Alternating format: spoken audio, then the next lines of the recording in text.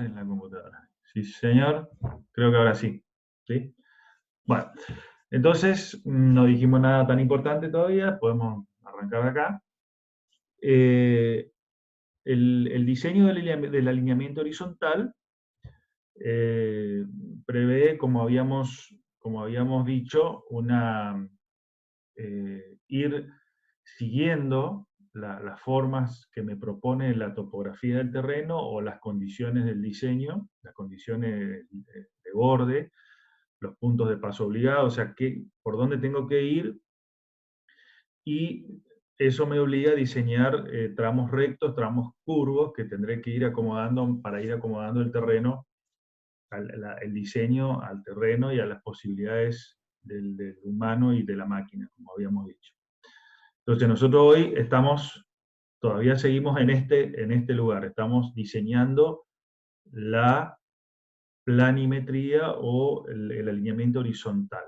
Vimos un primer elemento que se trata de las distancias visuales que deberé proveer en distintos sectores del diseño y que tienen que ver con la distancia de tensión, la necesaria para frenar el vehículo ante un evento, y las distancias visual de adelantamiento y distancia visual de decisión.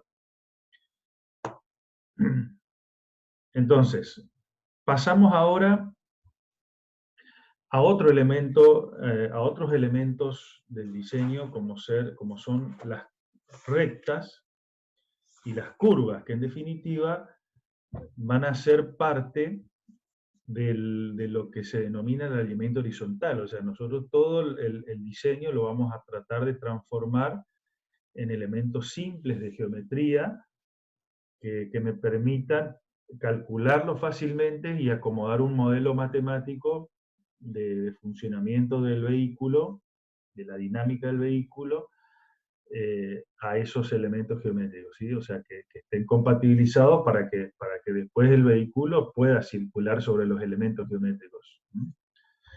Porque hay muchos tipos de elementos de geometría que yo podría utilizar, digamos, pero hay pocos elementos que se acomodan o que de alguna manera me sirven para poder garantizar el funcionamiento del vehículo, ¿sí? Que se acomoda a la dinámica del vehículo. Entonces, hay tres elementos básicos, como dice acá la presentación, que son las rectas, las curvas circulares y las transiciones. ¿Y qué son cada una de estas? ¿Cómo se diseñan? Es lo que vamos a ver ahora. Las rectas, que es lo más simple, ¿no es cierto? En principio, la geometría se puede definir como como una curva de radio infinito, donde el radio es infinito y por lo tanto hay un alineamiento entre los puntos sucesivos, ¿no? Una sucesión de puntos alineados. Entonces, las rectas, como elemento geométrico, me proveen una dirección, tienen una dirección, un sentido y una longitud. Esas son las características de ese elemento geométrico. Lo que hacen es proveer una clara orientación, digamos, hacia al usuario, a la circulación del vehículo, pero pueden ser también a su vez, como dice el manual, poco atractivas desde el punto de vista visual. Acá acuérdense que estamos diseñando las características visuales, y ese atractivo no tiene que ver con que sea lindo, sino con que sea cómodo y con que sea operativo, y sobre todo con que sea seguro. Porque las rectas, al ser monótono su desarrollo como elemento geométrico, o sea, un camino rectilíneo, tiende a ser monótono y tiende a generar en el usuario, y por eso acá también no solo hay que acomodar al funcionamiento del vehículo, que obviamente en una recta se acomoda perfectamente, o sea, al no tener que cambiar de dirección y seguir un solo sentido de circulación, el vehículo en sí, la dinámica del vehículo no tiene problema. Ahora, el que tiene problema con la recta es el usuario, que tiende a generar en el usuario la somnolencia o el acostumbramiento, o una falsa sensación de seguridad que hace que se incremente la velocidad de operación, aquella velocidad, ¿se acuerdan?, de operación que es la que lleva la mayoría de los usuarios. Esa velocidad se incrementa incluso a veces por encima de las velocidades directrices. Y que en principio, desde el punto de vista dinámico, quizás el vehículo no tenga problemas en recorrer esa recta a velocidades altas, pero sí en el caso de que el conductor se duerma o tenga somnolencia o cabecee o haga, sí, esa alta velocidad que desarrolla puede generar un accidente, ya que el vehículo puede salir de esa trayectoria rectilínea justamente e irse hacia los costados o irse hacia algún lado e impactar contra otro vehículo o contra algún obstáculo. Entonces, la norma eh, lo que dice que las longitudes adecuadas, deseables de esas rectas, la pone con algunas ecuaciones simples que son empíricas. Empírica quiere decir que no hay no responde a una matemática o alguna, digamos, alguna formulación rara, sino que directamente son, más bien, tienen que ver con la experimentación y la experiencia y lo que se ve. Entonces, mucho de las normas de diseño tienen mucho de empirismo, porque a veces no se pueden traducir en ecuaciones matemáticas precisas algunas situaciones. Entonces, en este caso, las longitudes las pone en función de las velocidades directrices, que son parámetros que nosotros vamos a seleccionar a la hora de diseñar, y dice que una longitud máxima adecuada de una recta, sobre todo en las zonas de llanura, porque aquí, si tenemos en cuenta la topografía, acuérdense que hay 4 opciones de topografía que la norma define como llanura, ondulado, montañoso y muy montañoso. El problema de las rectas se da generalmente, o sea, la longitud máxima, ¿sí?, se da generalmente en llanuras, donde yo no tengo restricciones desde el punto de vista topográfico para desarrollar una recta, pero sí tengo que tener cuidado de no hacerlas demasiado largas. Hay muchos ejemplos en diseños acá viales en el país de rectas súper largas, sobre todo en la zona sur de la Patagonia, donde se trata de buscar llegar del objetivo A al B lo más rápido posible, con el tramo más corto posible. Entonces la recta obviamente termina siendo un elemento básico fácil de construir y más económico de construir, pero ha generado muchos problemas de accidente en esos tramos. Entonces se define como longitud adecuada, dice no debería ser menor a 20 veces la velocidad directriz. Entonces, obviamente es difícil en un camino proveer rectas máximas de este tipo en un camino de llanura, porque la tendencia siempre es hacer rectas más largas y interponer curvas cuando es necesario cambiar la dirección por alguna razón que no tenga que ver con el diseño justamente para cortar esa recta, sino simplemente tiene que ver con, por ejemplo, sortear algún obstáculo que me impone o la topografía o alguna otra situación. Pero la norma define esto como propone esto y dice, sería interesante que se hagan longitudes no mayores, por ejemplo, de 20 veces B, ¿sí?, se refiere a estas longitudes, perdón, y interponer quiebres o cambios de dirección, en general cuando no necesito hacerlo por una razón de topografía o otro obstáculo, que esos quiebres sean suaves, ¿sí?, que sean suaves y que no sean muy bruscos, sino que simplemente incorporen una cierta curvatura suave para lograr que eso no sea un camino tan monótono. Esto es bastante utópico dentro de la norma, porque es difícil de conseguir, sobre todo cuando la economía manda un diseño, que es casi siempre, ¿no?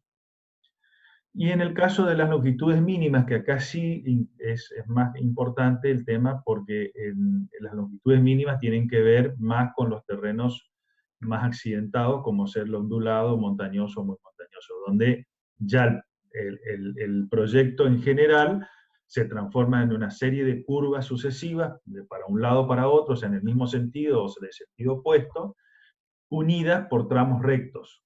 Entonces, en ese caso, ¿sí? Cuando yo tengo que hacer curvas muy cercanas una de otra, porque me lo impone el terreno, entonces ahí sí tiene más sentido las longitudes mínimas a interponer entre curvas, ¿sí? O entre cambios de dirección para, en principio, que no dé una sensación como que el camino está todo quebrado, sino que tenga ciertos alineamientos rectos entre las curvas. Y aparte, en esas rectas debe proveerse, acuérdense, las longitudes de frenado y las longitudes de adelantamiento.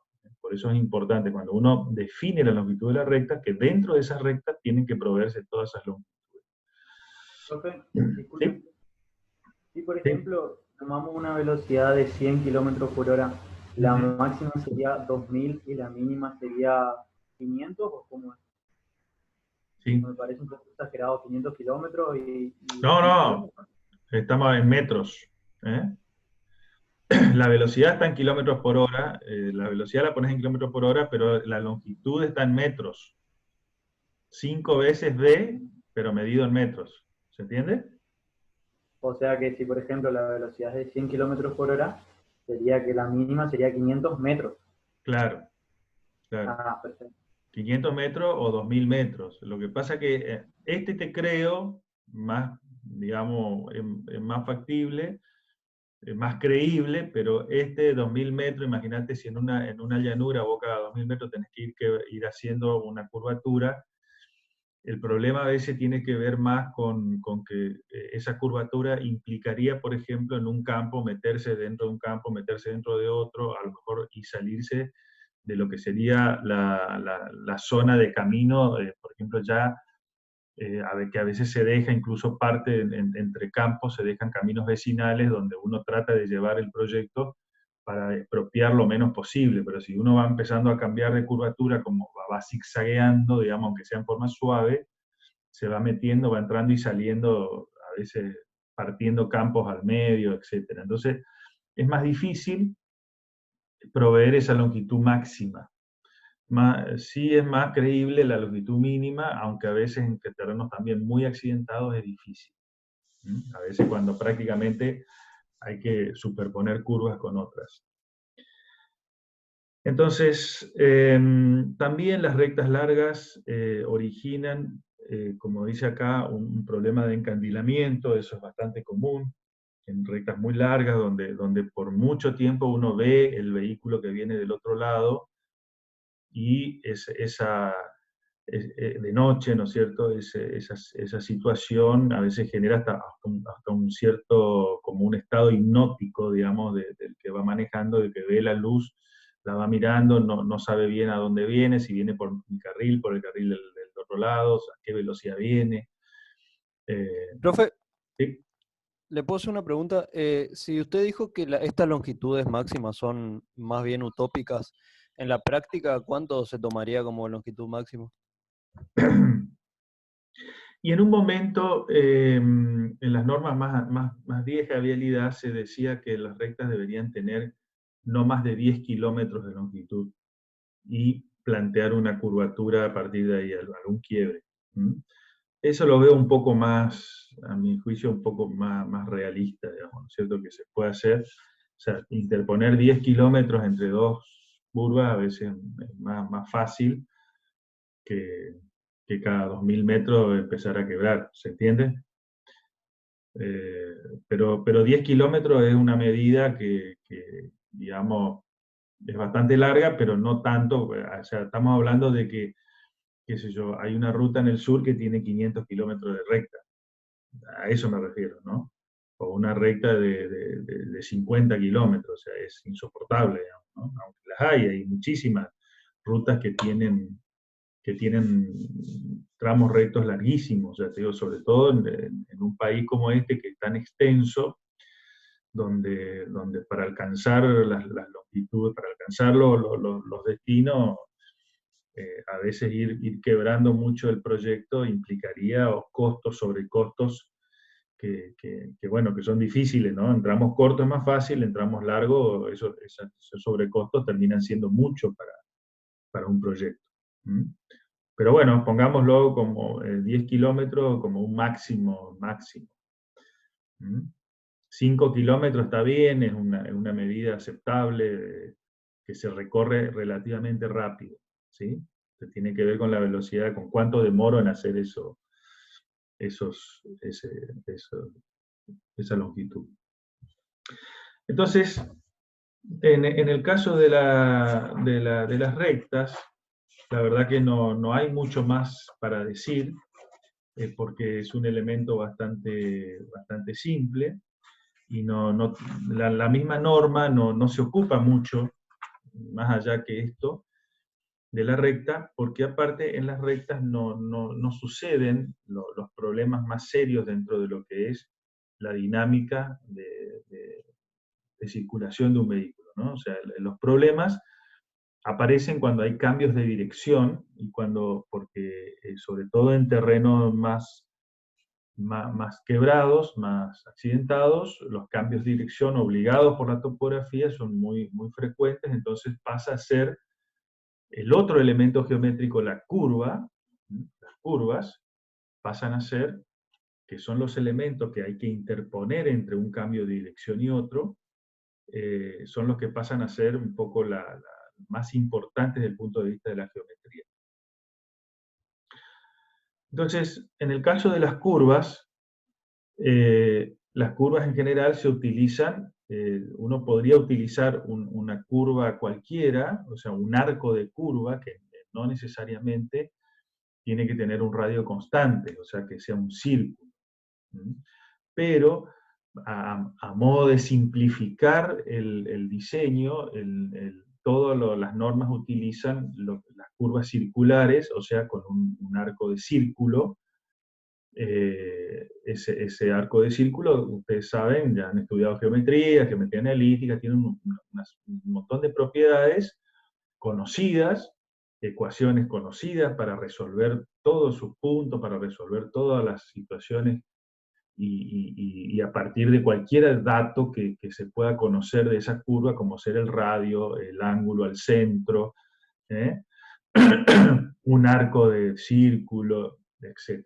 Entonces, yo les puse alguna cosa acá, la norma es un poquito más profusa y pueden leer cualquier libro de geometría analítica para ir a descubrir cuáles son todas las ecuaciones que se utilizarían o que podrían hacer con una... Pero la norma trata de simplificar esto y de utilizar ecuaciones simples. Pero en definitiva, ¿para qué se hacen curvas circulares? Las curvas circulares se interponen básicamente entre dos tramos rectos. O sea, cuando yo necesito hacer un cambio de dirección, ¿sí? Como cualquier cambio de dirección que está planteado acá no están dibujadas las curvas, a propósito, están dibujados todos tramos rectos. Pero en cada cambio de dirección, en cada uno de estos lugares, yo tengo que prever que este cambio no lo puedo hacer así brusco como está planteado acá, o sea, no puede haber un quiebre porque un vehículo básicamente no lo podría recorrer. Y ahora vamos a ver cuáles son las ecuaciones que responden a la dinámica del vehículo y por qué no va a poder responder el vehículo a un cambio de dirección tan brusco. Entonces, en estos lugares necesito interponer otro tipo de elementos geométricos como son las curvas y las transiciones, y ya vamos a ver qué significan transiciones. En este caso acá la definición, la curva circular tiene un radio constante, y la transición, que son curvas de otro tipo, tienen radios variables, y ya vamos a ver para qué se hace eso. Entonces, en el caso de las curvas circulares, que es básicamente un arco de círculo, no un círculo completo, sino un arco, un pedacito de ese círculo, se interpone entre dos rectas que se denominan tangentes en la jerga del diseño. ¿Por qué? Porque son tangentes en ese arco, ahí en cada punto donde empieza y termina el arco que voy a usar para hacer la curva, yo voy a sacar rectas que son tangentes.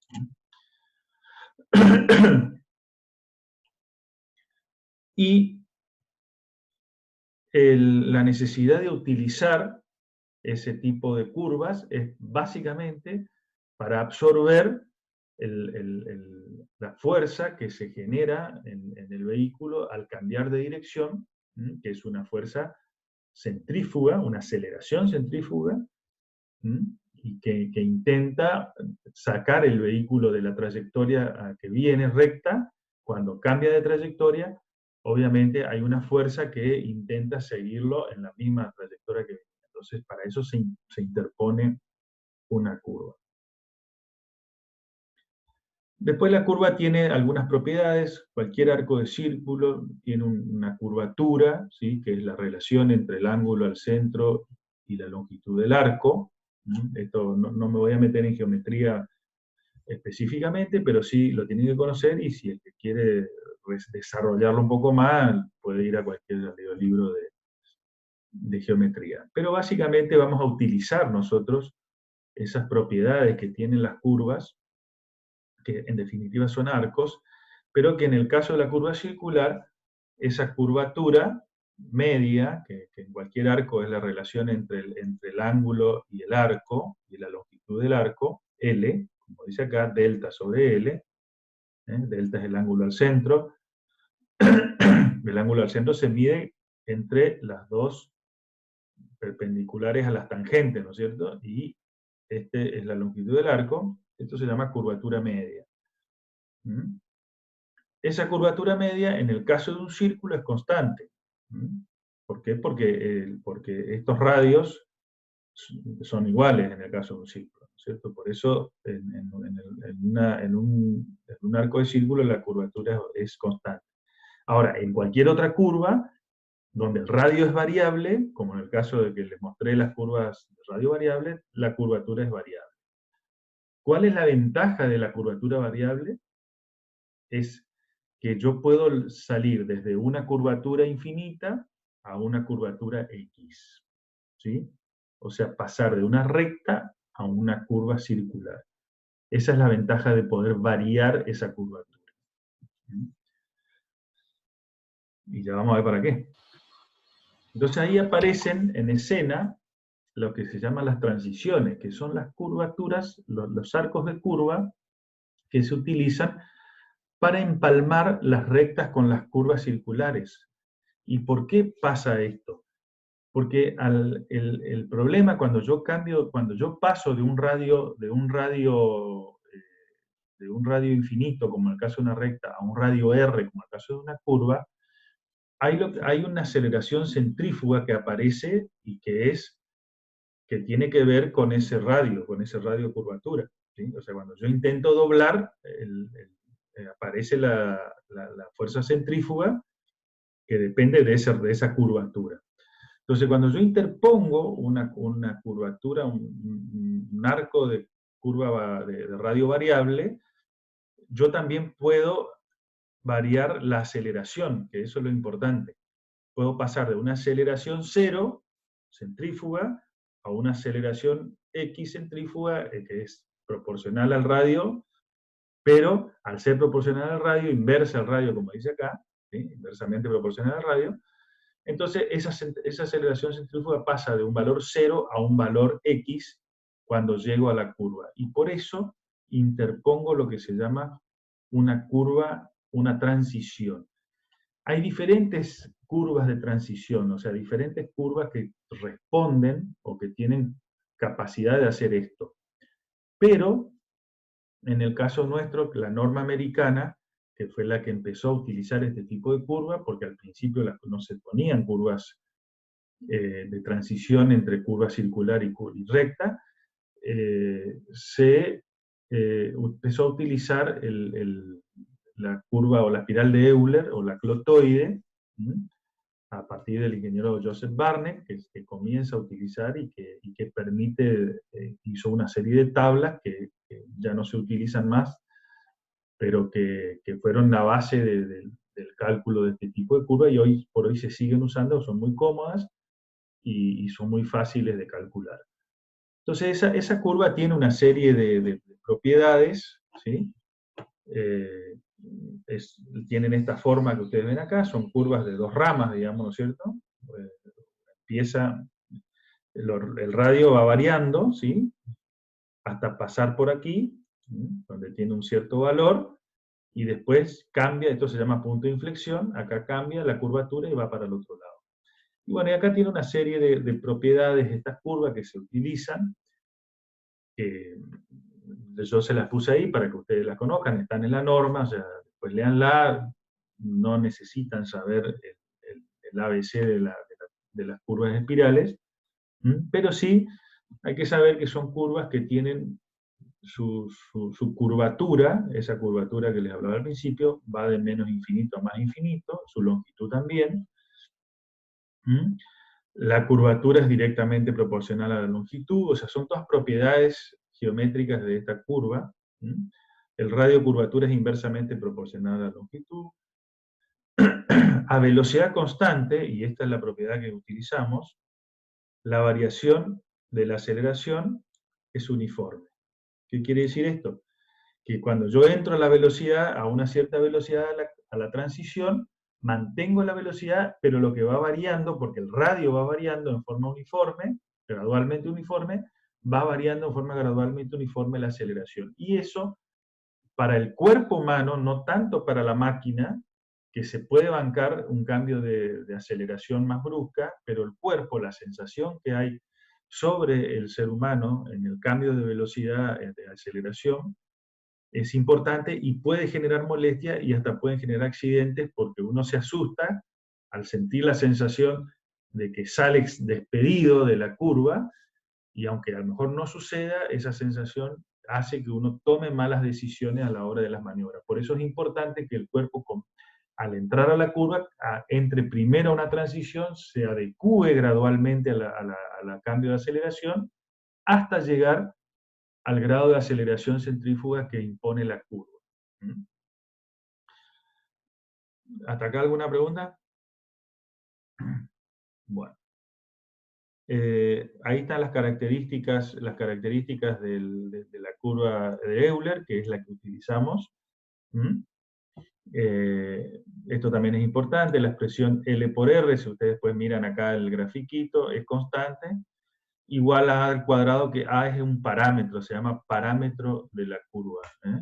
El valor que dice, el valor de R o L en ese punto, en el punto de I, acá está el punto I, cuando la longitud de esta L tiene igual a la longitud del radio, hay un valor que se llama parámetro. La relación entre esos dos valores se llama parámetro, y eso caracteriza a las curvas espirales. Cada una tiene su propio parámetro, que es un poco lo que da la forma, digamos, lo que define la forma de esa curva espiral. Entonces acá vamos a ver un pequeño video. No sé cómo salgo de esto. Bueno. No sé cómo salgo del puntero acá.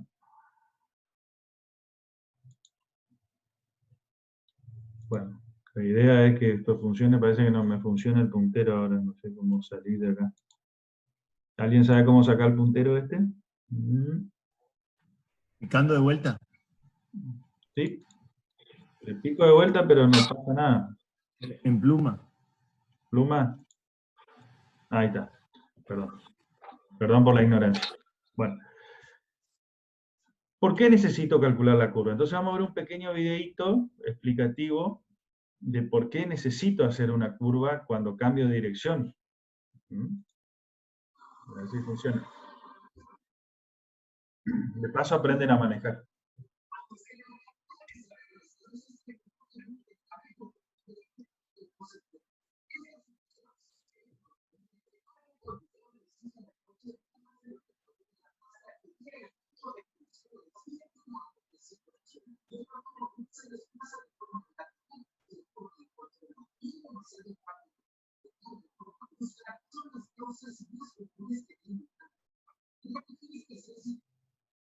Va-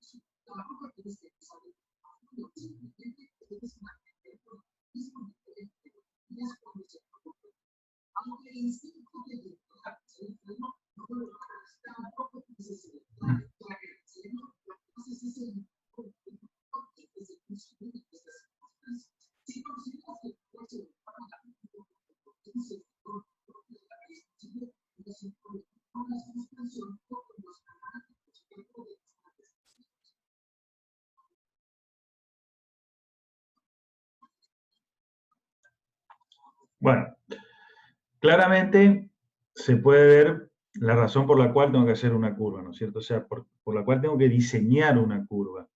Porque evidentemente, como dice el video, hizo referencia y se ve en el video varias cosas, como por ejemplo, primero obviamente la curva en sí, el problema de la adherencia, ¿sí? O sea, aparece el problema de la adherencia, ustedes ven que el vehículo, cuando la calzada está mojada, o sea, a propósito lo muestran así, o cuando es una calzada que no tiene adherencia, cómo el vehículo pierde y sale de su trayectoria porque justamente empujado por la fuerza centrífuga, que es la que actúa cuando el vehículo intenta cambiar de trayectoria, y por eso el relator dice, levante el pie del acelerador. ¿Por qué dice eso? Porque básicamente la aceleración, la velocidad, es la que impone a qué fuerza centrífuga es la que va a actuar al momento de entrar a la curva.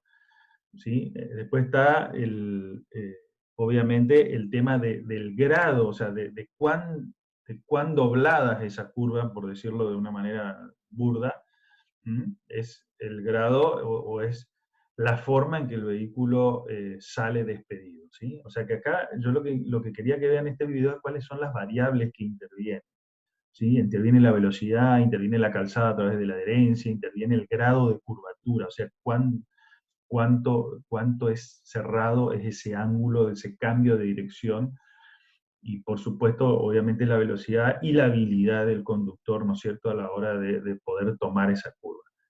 El video es casi, digamos, ridículo en el sentido que es exagerado y plantea situaciones que no se dan en una ruta normal, pero sí la idea es que al ser exagerado se puedan ver los efectos que provoca el hecho de tomar una curva.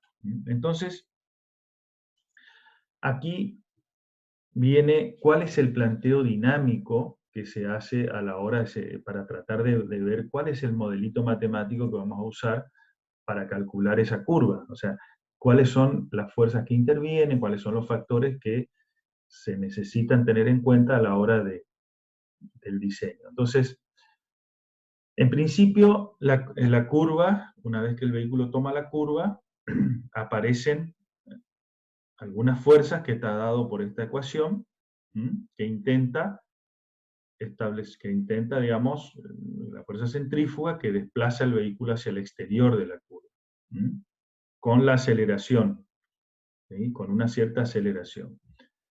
Entonces, esa fuerza centrífuga que intenta sacar el vehículo de la trayectoria, tiene algunas fuerzas que se opondrán a ese intento de sacarlo de la trayectoria, y que por un lado tienen que ver con el peso del vehículo, como aparece acá, ¿sí? Con la velocidad al cuadrado. ¿Qué más aparece acá interviniendo?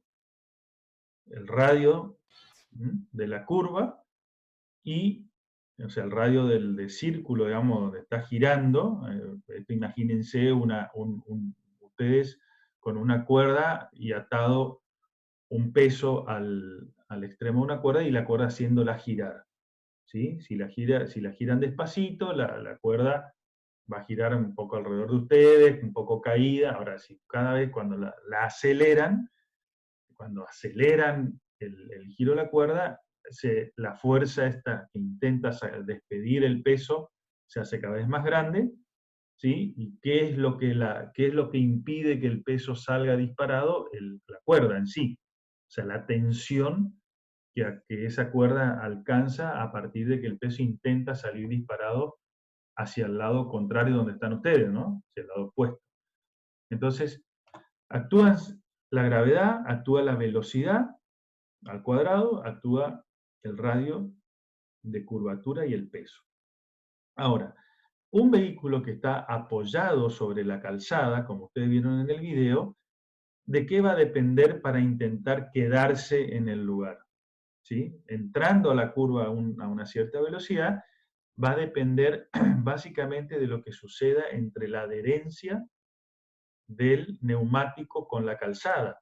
Ustedes vieron en el video cómo el vehículo, sobre todo el primero, cuando el camión entra a la curva, cómo el camión derrapa, porque evidentemente la fuerza con la que entró, la velocidad con la que entró, superó la capacidad que tiene los neumáticos de sostener a partir de la fricción que se genera entre la calzada y el neumático. Entonces, acá aparece un concepto que se denomina fricción lateral.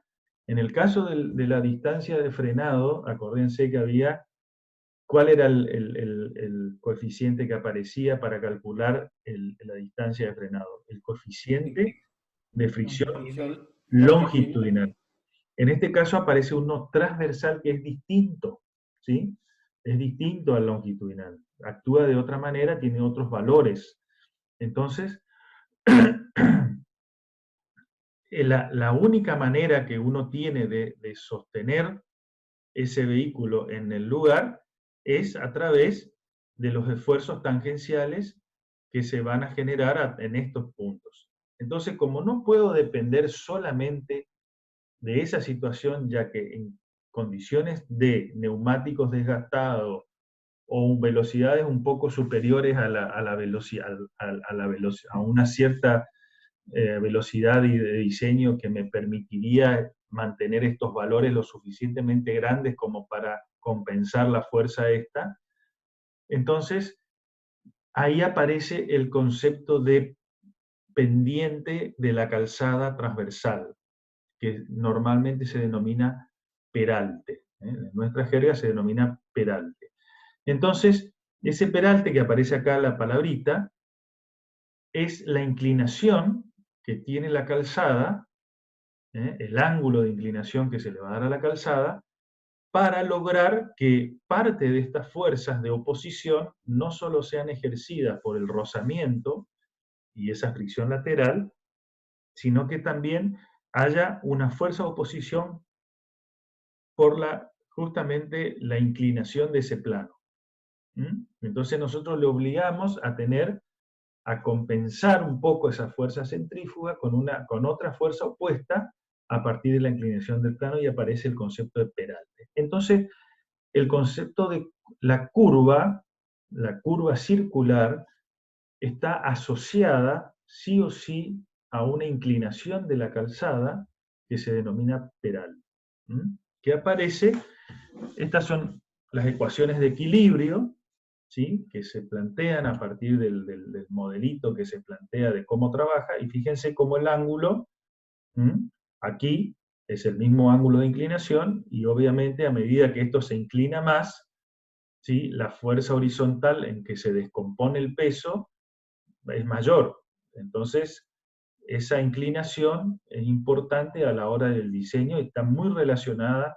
Entonces, cuando uno plantea la ecuación de equilibrio, ¿sí? O sea, la fuerza aceleración centrífuga es equilibrada tanto por las fuerzas originadas por la inclinación como por las fuerzas originadas por el rozamiento. Entonces, ese planteo de equilibrio hace que finalmente pueda yo relacionar, haciendo todo el despeje de fórmulas, relacionar, por un lado, el radio de curvatura de la curva con la velocidad directriz al cuadrado, porque es la que aparece acá en la aceleración, y con la inclinación de la calzada, que se llama peralte y que lo vamos a denominar con la letra E, que se expresa en porcentaje, es como un porcentaje dependiente, ¿sí? Al 2%, al 1%, al 3%, exacto. Más la fricción transversal, ¿sí? O sea, estas dos, ¿sí?, son las que operan para tratar de sostener el vehículo en la condición de equilibrio cuando el vehículo entra a una cierta velocidad a la curva de radio R. ¿Se entiende? O sea, el planteo de equilibrio hasta acá es bastante sencillo, no hay mucha historia. Y por supuesto que, como dice acá, esto es una aproximación, no es una exactitud.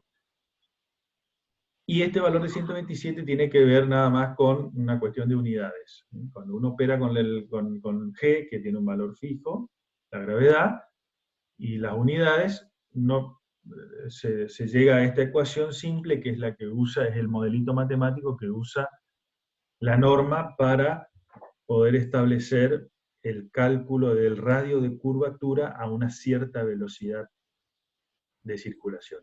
Entonces, Profe, ¿sí? le consulto, puede ser que si no se cumple esa inclinación en una curva, se produzcan accidentes seguidos, digamos, debido a esos derrapes y esas cosas.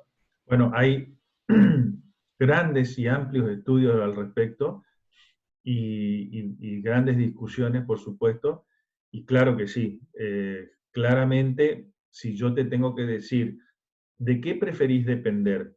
¿De la inclinación de un plano o del estado de tus neumáticos y de la calzada? Porque el rozamiento transversal no solamente depende del estado neumático, sino también del estado de la calzada. Lo cual es bastante poco probable que se mantengan a lo largo del tiempo, ya que los neumáticos tienen, digamos, diferente estado de desgaste para todos los vehículos, incluso calidades, tipo, precios, dibujos. Y por otro lado, la calzada, que también se debería construir y se construye con una cierta rugosidad inicial, o sea, una cierta adherencia, ¿sí? Los materiales, acuérdense de vuelta, cuando hablamos de con el coeficiente de pulimento y todo eso, el desgaste de los ángeles, bueno, tiene todo que ver con esta situación, la porosidad, las mezclas asfálticas, o sea, la rugosidad esa que se quiere lograr, la aspereza que se quiere lograr en la calzada, tiene que ver con generar este coeficiente de rozamiento. Ahora, yo no quiero depender de ese coeficiente porque no sé qué valor tiene a lo largo de la vida útil de un pavimento, que puede empezar muy bien, pero puede terminar muy mal. Entonces, ahí, ahora a continuación de esto vamos a ver cómo se diseña una curva, aparecen los distintos conceptos de cómo se diseña una curva horizontal y qué valor le doy a todos estos parámetros para lograr que la curva sea segura. Y por eso le dije que al principio que la norma se ocupa mucho más de las curvas que de la recta, porque claramente en una recta esto no sucede, o sea, estas ecuaciones de equilibrio no se plantean, pero en una curva sí. Y entonces el diseñador tiene que ser muy cuidadoso a la hora de diseñar la curva, porque si no, podés estar diseñando una curva, digamos, inapropiada para la velocidad esperada o de operación de los vehículos, ¿sí? Entonces, claramente lo que vos dijiste es así, o sea, si no está bien diseñada, Tulio, son puntos negros de accidente, ¿sí?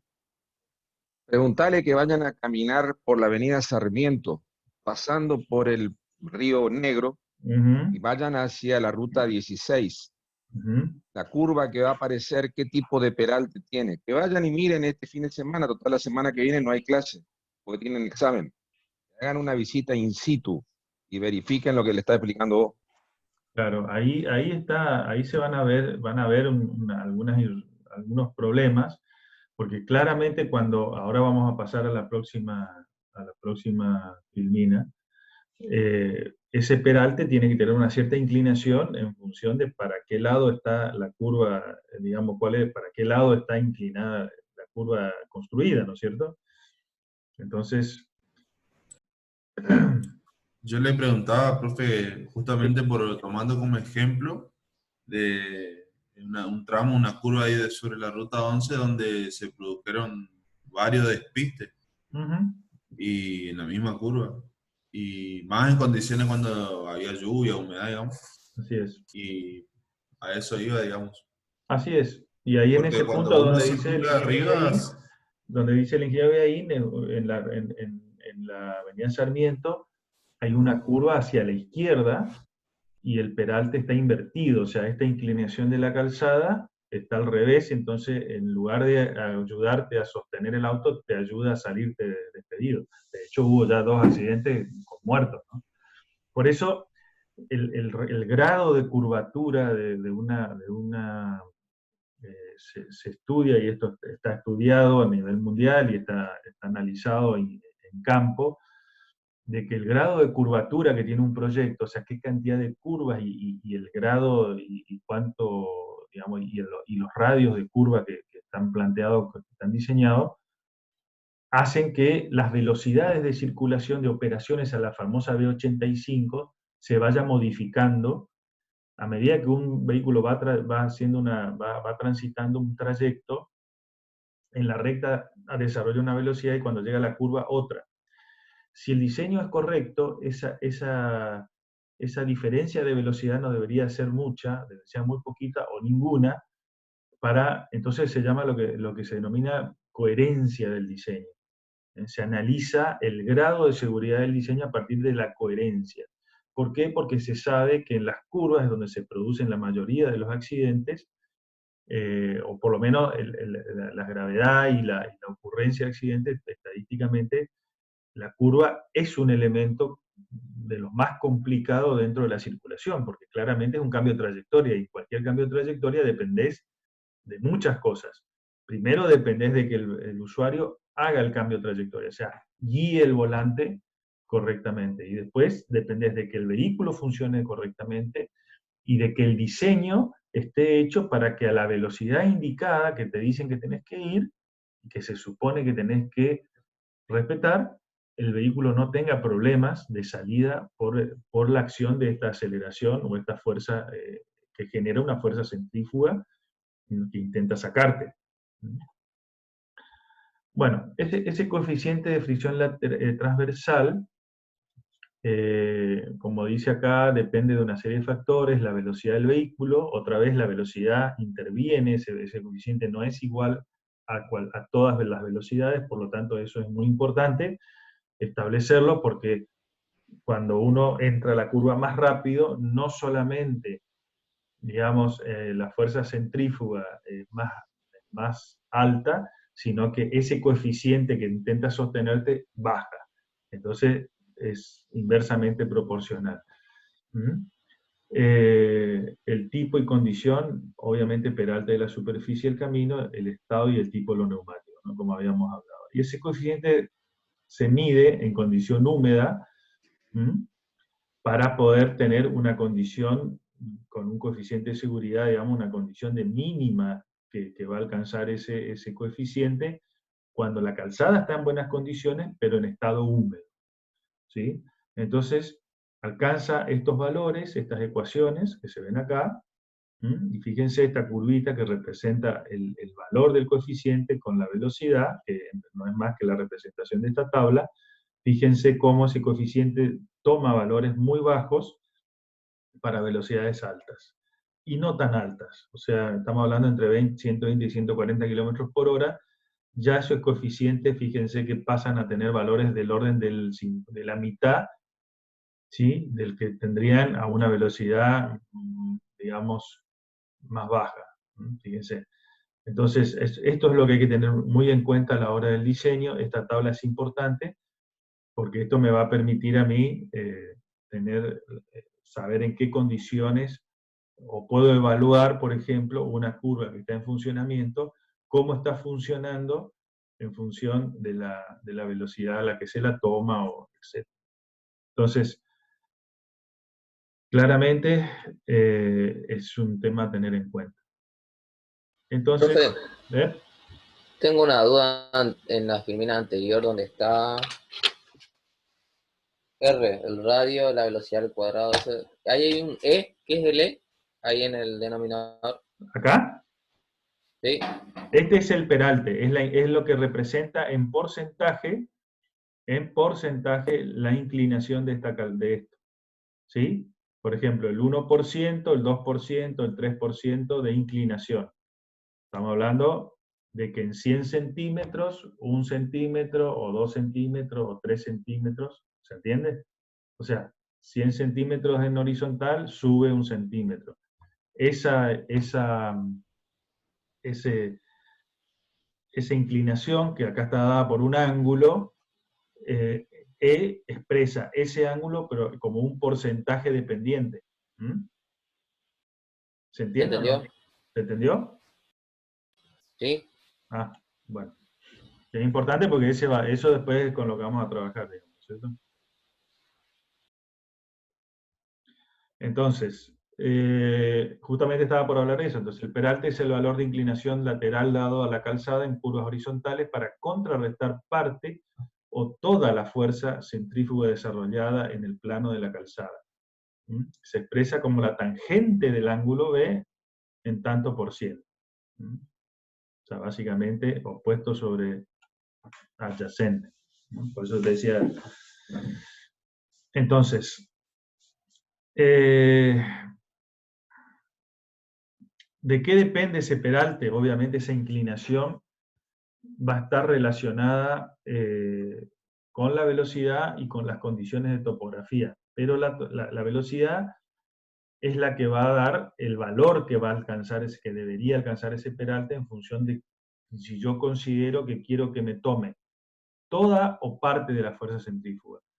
Y por otro lado, la norma establece cuáles son los máximos, porque tampoco puedo aperaltar o inclinar esa calzada tanto que me sea perjudicial la circulación, porque un vehículo pesado, sobre todo, el peso, o sea, la componente que intenta horizontal, acá la componente en el sentido del plano de inclinado, que se genera a partir de esa inclinación alfa. Cuando esto es muy inclinado, esta componente es muy grande y el vehículo puede empezar a desplazarse hacia abajo.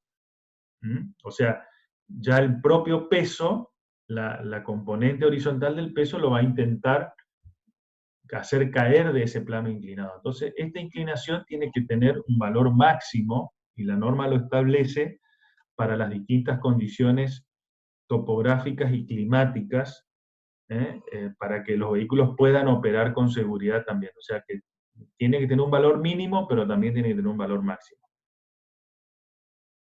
Entonces, esos valores máximos de peralte son para 10% para zonas rurales o montañosas. O sea, 10% es una inclinación importante, lo cual me permite hacer radios pequeños. Por eso, ¿por qué es tan grande? Porque en las zonas montañosas las curvas son más cerradas, entonces, o sea, los radios son más chicos y por lo tanto las inclinaciones permitidas son más altas, pero hasta un 10%.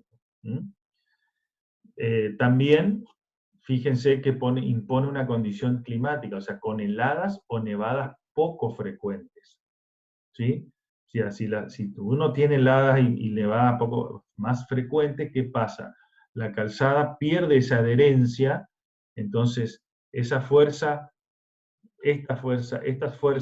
tangenciales que se generan por la adherencia, que también actúan en el caso de que el vehículo quiera caerse, obviamente si esta situación es una situación de calzada congelada, o muy mojada o con mucha nieve, eso pierde la adherencia y el vehículo se viene hacia adentro.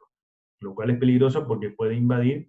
Y, tengan en cuenta que esto, si bien esto es esquemático, esto tiene que suceder a lo largo del ancho completo de la calzada, donde acá viene otro vehículo en el otro sentido. Entonces yo no puedo invadir el carril contrario porque me desplacé hacia abajo, porque la inclinación del plano era muy alta. El 8% dice para zonas rurales llanas, con heladas o nevadas poco frecuentes, y el 6% para zonas próximas a las urbanas, con vehículos que operan a bajas velocidades o en zonas rurales llanas o montañosas sujetas a heladas o nevadas poco frecuentes. O sea, en las zonas montañosas, 10% máximo, 6% máximo, según la condición de la calzada, del climática que sea, digamos, más frecuentes, ¿sí? Como dice ahí, estas limitaciones de orden práctico impuestas al aumento del peralte impiden compensar totalmente las fuerzas centrífugas en curvas cerradas. Entonces es necesario recurrir a la fricción transversal para que, sumada al efecto del peralte, impidan el deslizamiento lateral del vehículo hacia el exterior, como son los casos de las imágenes que se pueden ver acá. ¿Se entiende eso? O sea, no siempre voy a poder compensar el peralte, la fuerza centrífuga con la inclinación, entonces voy a tener que tomar parte de esa fuerza con adherencia. Y ahí es donde a veces es más peligroso y por lo tanto, ¿qué es lo que voy a limitar viendo la ecuación de cómo se calcula el radio de una curva a una cierta velocidad? Evidentemente, la limitante, cuando el radio está impuesto por la forma del terreno, y estas dos cosas están impuestas, uno por el máximo y esto por el valor que puede alcanzar máximo, como vieron en la tabla, lo único que me queda como variable, sin duda, es la velocidad, que encima está elevada al cuadrado. O sea que la velocidad es muy incidente en la fuerza, en la aceleración centrífuga que genera cuando uno circula una curva. Entonces, hay una de las formas, uno de los elementos geométricos que uno puede diseñar son las curvas circulares simples, que simplemente es venir por la trayectoria recta, como se viene acá, encontrar con el inicio, el principio de la curva, ¿sí? Que es un arco, es curva simple, y termina cuando toca o hace tangencia en la próxima recta, y en definitiva esto que ustedes ven acá es el cambio de dirección que se generó a partir del trazado preliminar que yo hice, o el trazado que hice cuando defino, bueno, voy por acá, de acá doblo y voy por allá, de acá doblo y voy por allá. Bueno, cada cambio de dirección que va a tener un ángulo asociado a ese cambio de dirección, voy a interponer una curva. En el caso de las curvas circulares simples, en general se usan para bajas velocidades y proyectos de menor categoría. No es recomendable usar curvas simples en proyectos de velocidades altas o velocidades más altas o proyectos de más categoría, ¿se entiende? Entonces, ¿cuáles son los elementos que tiene una curva simple?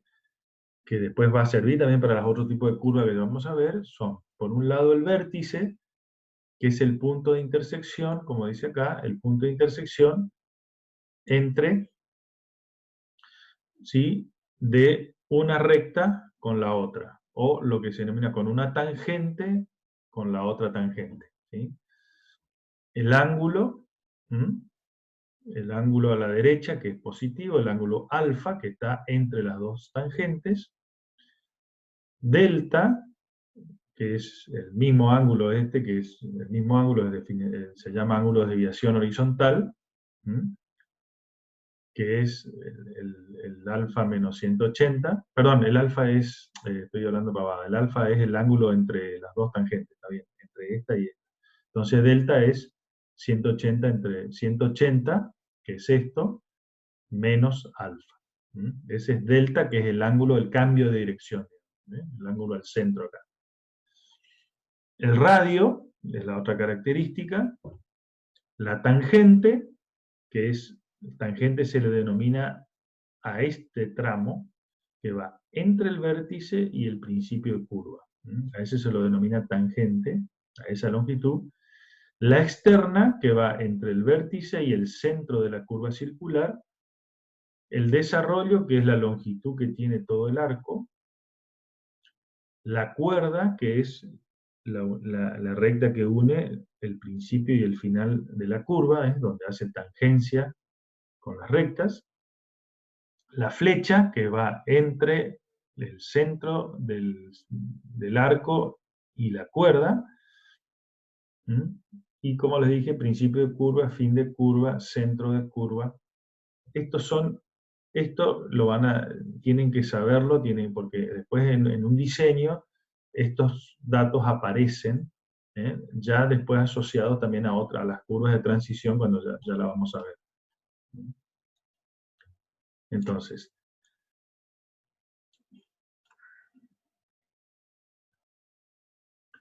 aparecen algunas definiciones de la norma respecto a cuánto voy a admitir, a qué valores de radio voy a admitir en función de esa velocidad.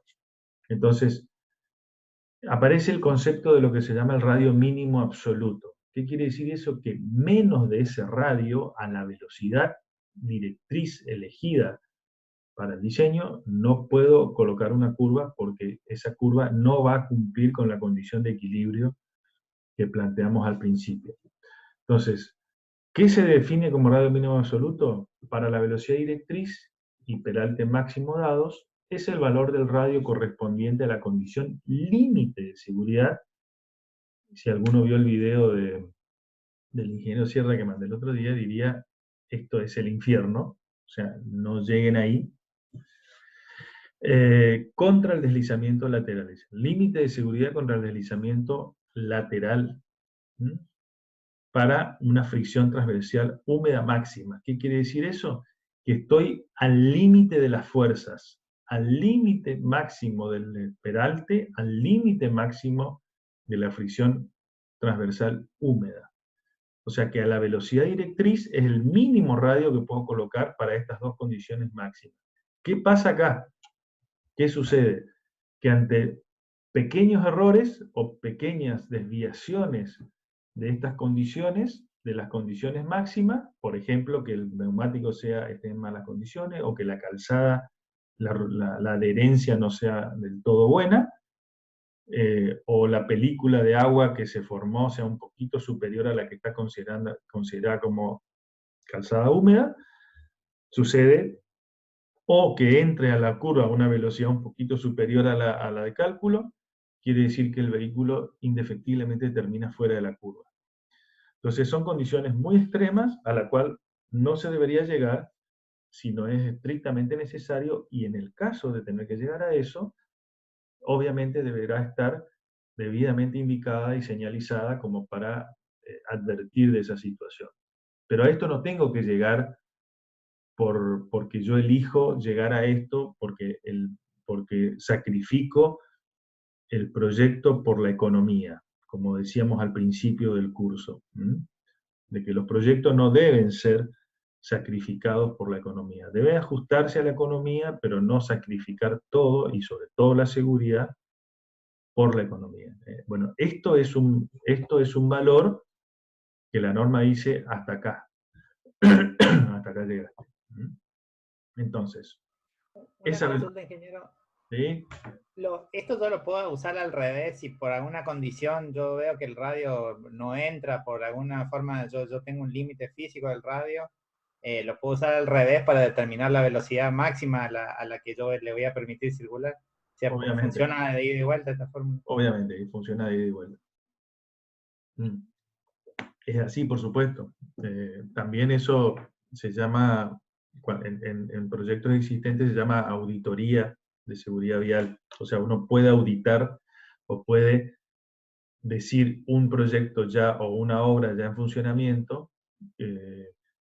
cómo está operando, cómo se está operando, cuáles son las condiciones de operación para poder realizar modificaciones o alguna tarea que necesite para mejorarse. Entonces, esta es la condición donde todo se pone al máximo. El peralte al máximo, el coeficiente de fricción lateral húmedo al máximo, y lo que se llama el coeficiente centrífugo máximo, que es la suma de estos dos, ¿sí? Entonces, y por supuesto, si esto es máximo, es velocidades mínimas y radios mínimos, ¿no es cierto? Por contra. Después aparece el segundo concepto, que sí es el que uno debería apuntar en el caso que necesita hacerlo mínimo, que es el deseable, el mínimo deseable. Ese mínimo deseable ya conlleva un valor, un coeficiente de seguridad, ¿sí? O sea, me estoy imponiendo un coeficiente de seguridad y dice que para la velocidad directriz, el peralte máximo dados, peralte, o sea, inclinación máxima permitida por la norma, es el valor del radio calculado con la velocidad media de marcha. Entonces acá ya aparece, ojo, el flujo libre correspondiente de la velocidad directriz, para la cual el coeficiente de fricción transversal húmeda es nulo. Si bien bajo la velocidad, o sea, considero una velocidad un poco inferior a la velocidad directriz, porque son medidas de, digamos, de alguna forma son imposiciones de la norma para hacer cálculos y tener valores, esos valores, acuérdense, cuando vimos esa primera clase donde decía el entorno de dominio, ¿no es cierto? Cuando uno diseña, bueno, ¿qué me conviene poner? El mínimo, el máximo o valores intermedios, ¿no es cierto? Entonces, aquí aparece la velocidad máxima, la velocidad media de marcha, y aparece, lo importante es que no se considera la fricción. O sea, la considero nula, y este es el coeficiente de seguridad más importante, digamos. Al considerar nulo quiere decir que siempre va a haber una fricción, porque si no hay, estaría prácticamente circulando sobre un vidrio. Entonces, como eso no es lo que sucede habitualmente, digamos, lo normal es que haya una fricción. Esa fricción puede modificarse a lo largo incluso del día por la temperatura, o el estado del clima, o para un vehículo no es igual que para otro, por los neumáticos, por la característica del vehículo, por el tipo de cubierta, etc. Pero al considerarla nula, es un coeficiente de seguridad que me estoy imponiendo, entonces quiere decir que a velocidades superiores a la velocidad media de marcha, ese radio todavía va a estar funcionando bien. O sea que tendría que ser una fatalidad que digamos, realmente se me anule totalmente la fricción y esta velocidad sea un poco superior para que el vehículo salga de la trayectoria. Entonces, estas dos radios son, en definitiva, los que me dan las condiciones de trabajo. Después de ahí en más, yo puedo poner más, si puedo, tengo que poner un radio superior, lo cual me permitiría poner peraltes inferiores y tomarme algunos recaudos para velocidades de circulación superiores, si es que se dan dentro del entorno de velocidades que pueda tener un proyecto. ¿Qué pasa cuando yo elijo radios muy grandes? Cuando elijo radios muy grandes, también se producen otros problemas, como ser, por ejemplo, una longitud de curva muy amplia, implica algunos problemas, también en el humano, cuando recorre la curva, o implica, por ejemplo, tener que expropiar a lo mejor una mayor cantidad de terreno para ubicar la curva. O sea, son proyectos que se alargan, se encarecen en muchos casos. Por ejemplo, cuando la curva es necesaria para salvar un problema en una montaña, si yo un cambio, digamos, de dirección en un terreno montañoso, claramente si yo ese radio lo amplío, eso ya lo habíamos visto en la clase anterior, me va a barrer otro sector, un sector que a lo mejor necesito terraplenar o necesito hacer otra cosa, y por lo tanto el proyecto se me encarece. Por eso es que no puedo hacer tampoco grandes radios de curvatura, imponer en el... Entonces, también, así Julio, que... pregunta técnica ahí. Si los chicos vieron el video del ingeniero Sierra en forma sutil dio algunos ejemplos en la zona ahí de la ruta 9, en la zona de Córdoba, ¿te acordás? Que Sí, contaban los días de lluvia sí, claro, en la autopista. en la autopista. Entonces Ujú. ellos también tienen que, si ven el video que vos les mandaste, ellos pueden interpretar lo que vos le estás explicando ahora, en día de lluvia. Sí, por eso era interesante ver ese video, si bien es cierto, es largo, son largos los videos, bueno, Sierra también ya está un poco viejito y tiene su forma de hablar, y aparte es un apasionado y, bueno, y da vueltas sobre lo mismo, él estudia mucho estos temas, y claramente la preocupación de este hombre, una de las grandes preocupaciones, que fue el autor de las normas, casi el autor intelectual de las normas de diseño, y es un hombre que escribió libros y muchísimas publicaciones. Una de sus grandes preocupaciones hoy es justamente estos temas de los radios de curva, los peraltes, el respeto a los peraltes máximos, mínimos, etcétera, porque está viendo, él ve que no, en proyectos incluso nuevos, se están cometiendo errores groseros a partir de no poner peraltes, digamos, acorde a la necesidad, porque también el peralte implica, al tener que inclinar un plano, implica cotas mayores y por lo tanto volúmenes mayores de movimiento del suelo, y eso a veces es lo que atenta cuando dicen, bueno, vamos otra vez a imponer un criterio económico solamente en el proyecto y no de seguridad. Bueno, también existen radios mínimos para quiebres. En el caso de cuando hay un cambio de dirección que es mínimo, o sea que fíjense que el delta ese de famoso no pasa de 6 grados, o sea, es muy pequeño. Entonces, la norma nos da algunas indicaciones, dice que para caminos de importancia media, el radio ya no se calcula, sino que lo ata a la velocidad directriz a través de una formulita empírica. ¿Mm? Y, y lo que dice es, pongan una cierta curvatura, suavicen el quiebre, no es necesario poner una curva en sí, ni aperaltarla siquiera, sino simplemente un pequeño suavizar el quiebre para que no quede ni visualmente ni incómodo a la hora de la circulación por el quiebre. Pero estamos hablando de cambios de dirección que no superan los 6 grados. ¿Eh? Y el radio máximo, también la norma impone un valor máximo, por lo que yo le decía anteriormente, y es que resultan de desarrollos del orden de los 3.500 metros. O sea, obviamente cuando yo defino un radio, defino un desarrollo, ¿sí? Porque están directamente relacionados uno con otro.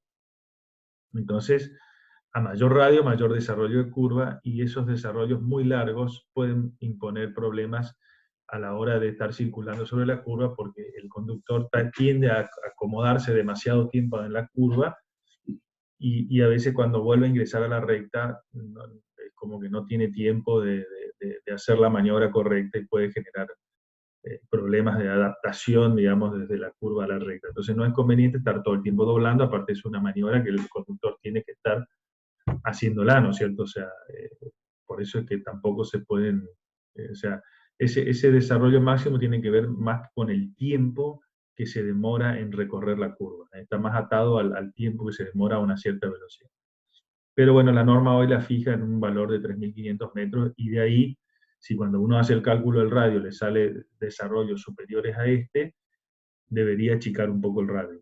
Esa es un poco la conclusión. ¿Mm? Después la norma también hace obviamente para curvas entrelazadas, que son las curvas y contracurvas, o sea, cuando una curva sigue a la otra, que es más típico de diseños de montaña. Entonces hay unas gráficas que se ponen ahora a consideración en esta norma, donde se relacionan curvas entrelazadas y me dan órdenes, fíjense, para distintos radios, ¿sí? Porque los radios no son los mismos de las curvas entrelazadas, que decir curva y contracurva, a ver si tengo acá no tengo, o sea, curvas entrelazadas estamos hablando que son curvas que a a ver si le puedo dibujar algo así, digamos, una curva que viene así y después sigue así. Entonces, estas curvas, esta tiene un radio, esta tiene otro. Entonces, estos radios que aparecen acá, como radio 1, radio 2, hay una cierta relación, y hay que mantener una cierta relación entre esos radios. Fíjense, 300 metros, este sería el punto de 45 grados, el rango justo, dice. Y después, lo que te dice esta gráfica es, ojo cuando tomás un radio y otro, que no sean muy diferentes uno de otro, porque justamente puede inducir a un error en la conducción, ya que uno toma una curva a una cierta velocidad, con una cierta aceleración, y después entra a otra curva con otra velocidad, con la misma velocidad, y le imprime otra aceleración. Un poco eso es lo que intenta esta gráfica poner como límites, ¿sí?, de relación entre radios de curvas, digamos, entrelazadas o consecutivas, como se llama. Son las 6:30. Nos vemos un poquito más. Y aparece en escena lo otro que, ¿se acuerdan cuando fuimos al principio? Perdón, que vuelva tanto para atrás, pero aparece las transiciones, ¿sí? Que son esas curvas de radio variable que son necesarias para que justamente en las curvas circulares, cuando el camino es de más importancia y las velocidades de circulación son más altas, el cambio de aceleración que se produce aquí y aquí es muy brusco, entonces hay que hacer algo acá. Entonces, lo que dice la norma, la norma de diseño o la metodología de diseño dicen, ojo, para llegar pasar de un radio infinita a un radio R, paso de una aceleración 0 a una aceleración A, que va a estar en función de la velocidad y del radio, ¿sí? Entonces, lo que tengo que hacer es pasar gradualmente de esta situación a esta situación. Entonces, ya no voy a hacer esta unión directa, sino voy a interponer algo acá. Entre esta recta y esta curva circular, le voy a imponer una curva de transición, ¿sí?, que me permita pasar de ese radio infinito al radio R en forma gradual, a velocidad constante, aceleración gradual, ¿sí? Pasar de 0 aceleración a la aceleración máxima que me impone el radio de la curva y la velocidad a la que vengo. Entonces, aparecen las clotoides, ¿sí?, o las curvas de transición, como dicen ahí, permite el paso desde una alineación recta, ¿sí? Fíjense, acá esta es una clotoide dibujada. Si esta es la recta de la que vengo empalmando, yo empalmo y acá voy, fíjense cómo el radio va tomando diferentes valores. Los radios estos son los radios, los radios van tomando diferentes valores. Y entonces las curvaturas son diferentes según sea el punto donde yo puedo medir el radio, ¿sí? Donde yo mida el radio voy a tener una curvatura, y esa curvatura va cambiando punto a punto en una clotoide. La ventaja de este tipo de curvas de transición es que a una velocidad constante hago un cambio de velocidad, de aceleración gradual y constante, o sea, una tasa de cambio de aceleración constante, que eso me permite a mí acomodar mi cuerpo al problema de la curva. Entonces paso de una recta a un radio R, por ejemplo, si en este caso el radio de la curva circular, cuando coincida con el radio de la curva clotoide, entonces a partir de ese punto ya sigo circular. ¿Por qué? Porque yo alcancé ahí la misma aceleración que voy a tener dentro de la curva circular. ¿Se entiende? Entonces yo puedo... Y de igual manera hay una transición o un peralte, si se quiere, que va variando también en esa curva. No te adelantes, ya vamos a llegar a ese punto. Claramente, si hay cambio de aceleración, cambio de fuerza centrífuga que va de 0 a un valor F, quiere decir que la necesidad de anteponer la inclinación, las fuerzas que me imponen, que me ayudan a contrarrestar esas fuerzas centrífugas, como son la inclinación y la fricción, esos dos valores también son variables hasta llegar al máximo cuando llego al punto donde comienza la curva circular, ¿sí? Entonces lo que hace la norma es poner un pedacito de espiral, interpone un pedazo de espiral entre la curva circular y la recta. O sea, no hace toda una espiral completa, obviamente, si no me estaría dando vuelta acá, sino que lo que hace es interponer un pedacito de espiral tal que logre que la aceleración pase de 0 al valor que tiene que alcanzar al valor de aceleración que alcanzará a esa velocidad y al radio de la curva circular. Entonces, como esto tiene radio variable, la inclinación de la calzada también va a ser variable, y ya lo vamos a ver cómo se hace, ¿sí? Para poder ir compensando, ir graduando justamente esa fuerza de oposición, que no la necesito al principio con toda su dimensión, sí la necesito cuando alcanzo la curvatura máxima. Entonces, lo que me permite a mí, la ventaja entonces que yo les decía es que esto se mantiene constante, este parámetro me hace que la tasa de aceleración sea constante, y ese parámetro A2, que para cada clotoide tiene un valor determinado, al cuadrado, es producto del radio, de un radio por L, de R por L. O sea, cada radio con la longitud que recorrió, dentro de la espiral, tiene un valor constante permanentemente. A eso se le llama parámetro. ¿Se entiende qué representa el parámetro? Entonces, las ventajas del uso de clotoide: mayor seguridad, mayor comodidad y eficacia operativa. Entonces, este tipo de curvas me da estas ventajitas. Bueno, eso también responde a ecuaciones matemáticas conocidas, por eso es una curva conocida, con una ecuación analítica conocida, matemática, y por lo tanto yo puedo calcular a partir de esas ecuaciones cualquier punto de la curva, cualquier radio en cualquier punto. ¿Se entiende? Puedo calcular la longitud que recorrí dentro de la curva y el radio que va a tener en ese punto donde llegue, cuando termine el recorrido L. Eso me da muchas ventajas.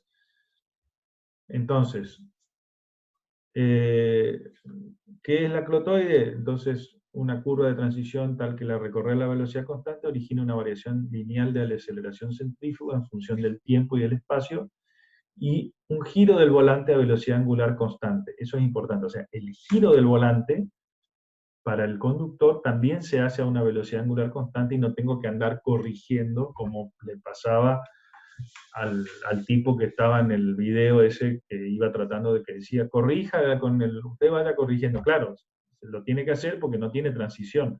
Tiene que acomodar el vehículo a la fuerza centrífuga que le va intentando sacar el auto. Entonces lo va generando la curva de transición con el volante, con la trayectoria que recorre el vehículo. Lo que se hace con el diseño es diseñar la transición, la trayectoria que quiere tener el vehículo para ir acomodándose. Entonces, a ver si sigo con esto, para darle un espacio entre la recta. Bueno. No sé hasta qué hora seguimos, Rolly.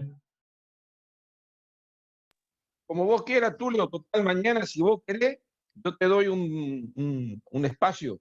Ponele 5:30 en adelante. Vos mañana tenés, si querés. Para explicar mañana ya más tranquilo, Por eso. porque ya van a estar todos cansados, curva de transición y la aplicación de la curva de transición y su cálculo. Exacto. Después ya viene esto, peralte, y ya el desarrollo del peralte y todo lo demás. Ya, entonces estamos en y una también etapa. También le puede dar un poco el modelo del ejemplo que le estás pidiendo a los chicos que hagan el cálculo, ¿viste? Que le mandaste anoche. Yo mañana le explico cómo, Listo. le hago un ejemplo de cada uno de los calculitos para que vean cómo por lo menos pretendo yo que hagan el calculito. ¿Eh? Porque fíjate cómo viene la mano. Mañana Albertico va a dar clase, ponele hasta las 4 de la tarde. Yo a Sí. las 4 arrancaría y doy hasta las 5. Entonces 5:15 arranca vos y lo apretás Bueno, a los chicos. está bien. Termino este tema y le explico un poco el práctico, cuál es la pretensión que tenemos en el práctico. Después vamos a hacer un práctico de curva. ¿Mm? Claro, lo que pasa es que la semana que viene, lo que me está diciendo Germán Salgado es examen, Sin mesa clase. de examen sin clase. ¿Eh? Bueno, Todo tuyo. listo, entonces quedamos acá, cerramos acá la clase, mañana continuamos con este mismo tema para terminar curvas horizontales y peralte, transición, ensanche de curva, todo eso que viene después de esto. ¿Mm? Bueno, muy bien. Hasta acá Gracias, llegamos Tulio. para hoy. Chau, chau. Sí, Yo tengo una consulta, pero más que nada es con el examen. El profe Rolly dijo que el examen más o menos sería el 15 de septiembre. Yo quería saber más o menos hasta qué tema entraría, tanto de diseño geométrico como los otros temas. Yo no tenía pensado que la semana que viene no iban a tener clase, así que vamos a patear la mesa de examen o el parcial nuestro para la última semana de septiembre. ahí vemos que entra, pero al Perfecto. principio yo creo que va a entrar diseño, va a entrar hasta... Nosotros vamos curva horizontal y curvas verticales, y medio que se termina, ya no hay mucho más para... O sea, después ya viene la parte, el interés mío empezar a ver algo más parecido a un práctico, a un desarrollo de un proyecto y ir explicándolo cómo con todos estos elementos geométricos que conocimos se van aplicando a un proyecto y lo vamos a ir desarrollando en la medida de lo posible con este medio, porque tenemos que llegar así hasta fin de año. Eso ya sabemos. ¿Estamos? Pero Gracias, en Tulio. principio creo que... Chao, chao. Mañana, gracias.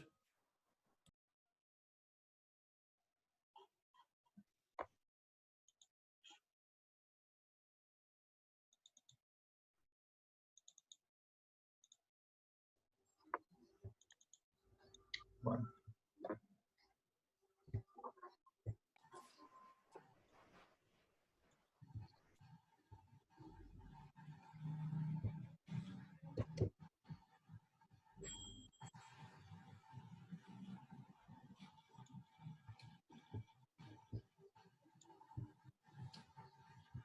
Listo, nos vemos entonces.